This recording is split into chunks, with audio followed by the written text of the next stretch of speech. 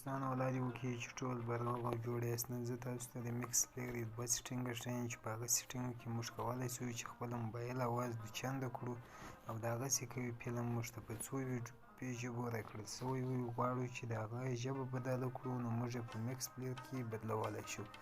اوله راځم میکس پلیر ته. که تاسو ډاونلوډ کړی وي میکس پلیر چې مو خلاص کړئ، دلته زه تاسو ته یو ویډیو انتخابوم.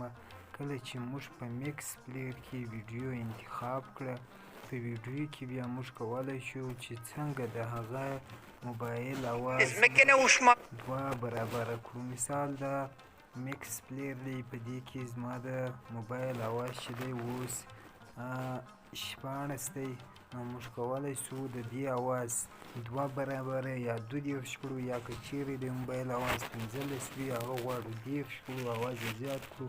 نو راځو پر HW باندې ګوته کېکاږو او دلته HW ډیکاډر انتخابوو. اوس تاسې ووینئ چې زما د موبایل اواز چې دی 22 شو.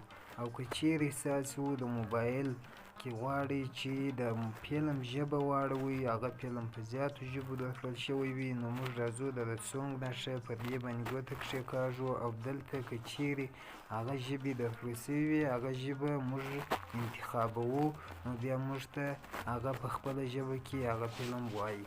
دغه دوستانو که مو خوښ شوي وي دا دوه سیټینګونه، نو ویډیو سره لایک او شیر کړئ تر څو زموږ د نورو ویډیوګانو څخه هم خبر شئ. نو د دې لپاره زموږ چینل درسره سبسکرایب کړئ. مننه.